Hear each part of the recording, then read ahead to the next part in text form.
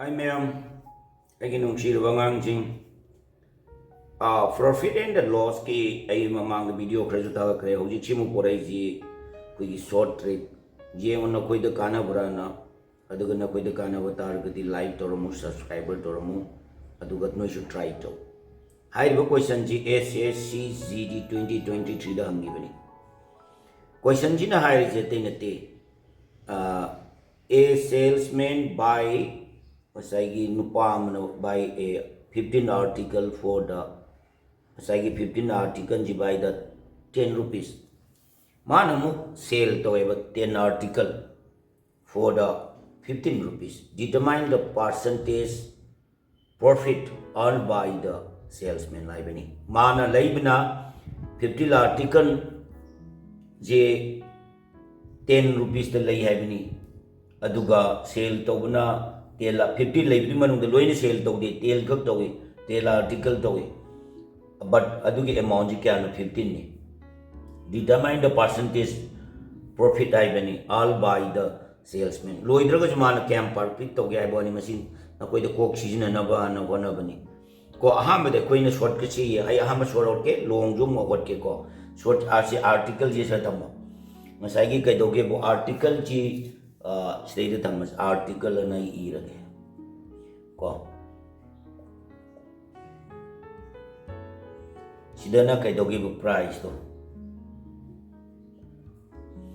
thamma che sigi price si ahamba ji cost hai bidi mana noi buy the oi ga bra si je dum ira chi yare ko cost price hai bu yare buyer matang dana mga size sales to ado SP ni do selling price to dum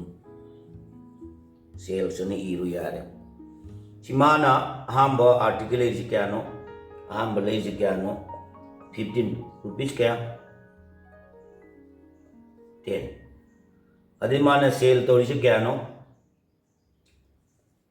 10 article sale to re lupa kya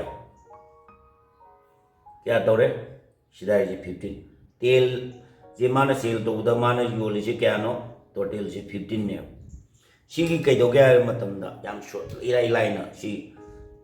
10 si cross into toro si 10 ga into toro kya tare 0 ni absolu 100 tare ko ayedum no yedum jengo 15 ga si cross ani si toro cross 15 into 15 toro ado no ida koi ni ira ju ira ke da no koi khangna ba e mo sumaina sida 10 into 10 100 15 into 15 kya no si kya no hai tar gadi ai dum samjha lage no yengo 225 tag ne si ani si cross tawro si ju cross tawro ani di sal leire matak tana kya tare 100 maka tana kya tare 225 adu tar gadi si ani je minus tawro kya tare 125 so sini 125% si kai no ne si magi answer ji kya chunge e ne si short trick ni si irai line second kuntra do pat pe yai na ko ju try to si ji tabra na next ai asang ma mu hot ke ba o ji ki answer ji e chu me ko 125% ji magi profit ni 125% ji magi profit earn to bu ne ba sumain short trick ji hot kane ba second ai sang na mu hot ke ye ma du ga ni ji comparison to ji ko comparison to si sang na hola kanda atien ba ji heng pai ka de season no si di kaino de season ba ya ba nati koi gi 5 mark kum da si di knowledge ki na de short trick si di ko si haura je ba ye nga je ba sai gi nupa si na lei ri bi kya no sai gi 15 Sika ngasai ki nupa salesman sina lay di basi total cost si kya no hay matamda ay dum sangjal lagi total cost si kya no hay matamda 15 ngasai ki article ji lay ba matamda kya no rupees kya no 10 ne wo adu itar ke dimana sale to ji kya no total sale to ji kya no hay ba matamda total SPG क्या no तेल article दा rupees क्या no माने योली 15 ने sorry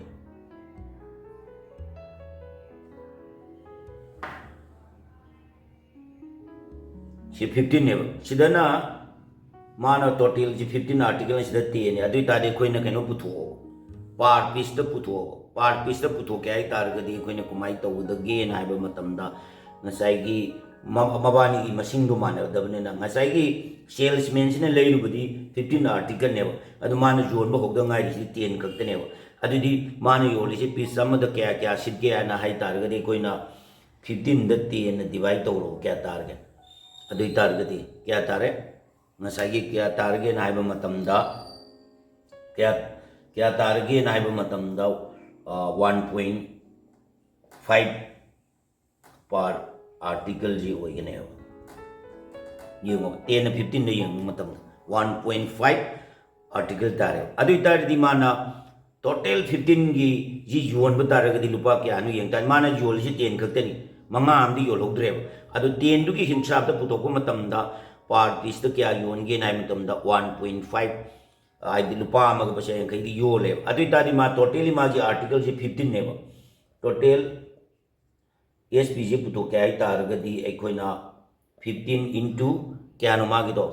पार पिस्ते क्या no 1.5 no अदुई तादी अनि into तो तारगदी क्या तार गया है मतमदा नो येंगो 2 to 5 तागने हो चीज़ 2 to 5 तागने हो अदुई तारगदी एकोइना कई हाई तारे प्रॉफिट पुतो क्या है हाँ मतलब प्रॉफिट पुतो अदु मतुंग प्रॉफिट परसेंटेज लागतो इने ऐ अदुम होलके अदेदी प्रॉफिट पुथोके आई तारगदी मसाई कॉस्ट प्राइस दुदगी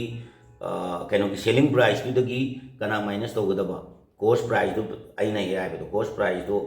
तौतारगदी लेमहोबदो प्रॉफिट हाइदोइनेबा अदुइ तारगदी आइखोइना प्रॉफिट पुथोके आई तारगदी प्रॉफिट परसेंटेज आइबनितिको प्रॉफिट पुथोके आई तारगदी सेलिंग प्राइस दुदगी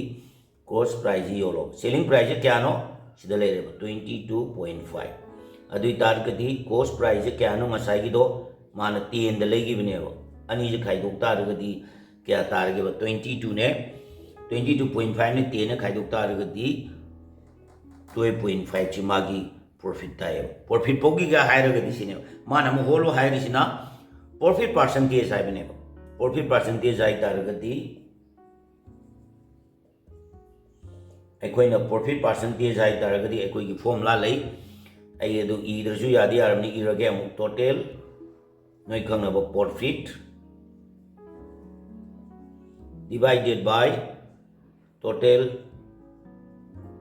कॉस्ट प्राइस इनटू 100 आइबने सी ये मसे अदु तारगदी क्या तारे आई अदुम ओलके टोटल प्रॉफिट से क्या नो 12.5 नेबो अदि टोटल कॉस्ट प्राइस क्या नो मसाई हाई गिबदो 10 सलेरे into my 100 लेजरे सी जीरो से कखरो 10 गा into तौरोबा 20.5 12.5 into 10 हाई तारगदी 125 परसेंटेज ने सीने ए जी चुमे सीने अंगांग जिंग सांग न होट क्या रे सुमाइ नो पे आई 10 होट पछी दी पैखा दे शुट पो यारोय आइना समझ लगा होट की बदो दु सी नो मी ट्राई तो नकोइद नॉलेज फंगबोयरगदी लाइक त्रमु सब्सक्राइबर तोरमु एंड कमेंट पिरमु अदु क्वेश्चन जी हौबदजु हाके अरोइबदजु हाके नोय ट्राई तो मथंगी अंकम आइदन